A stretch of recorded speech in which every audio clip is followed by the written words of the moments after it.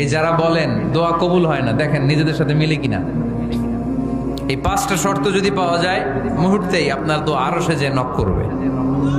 1 number শর্ত আকলুল হালাল, হালাল খাওয়া।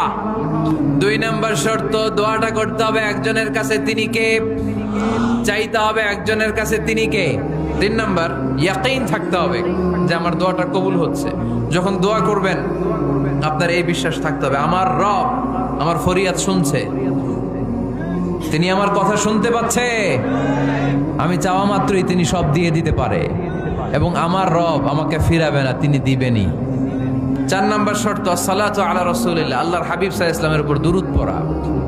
কুল্লু দুআ মাহজুব মাওকুফুন বাইনাস সামাই ওয়াল আরদ, আমরা যা দোয়া করি সব আকাশ জমিনের মাঝখানে পেন্ডিং হয়ে থাকে। মা লাম ইউসাল্লা আলাইহি, আল্লাহর হাবিব বললেন যতক্ষণ না আমার উপর দুরূদ শরীফ পড়া হয়।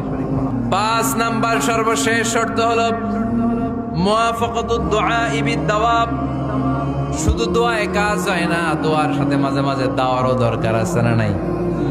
দোয়াও লাগবে, দাওয়াও লাগবে, ঠিক কিনা?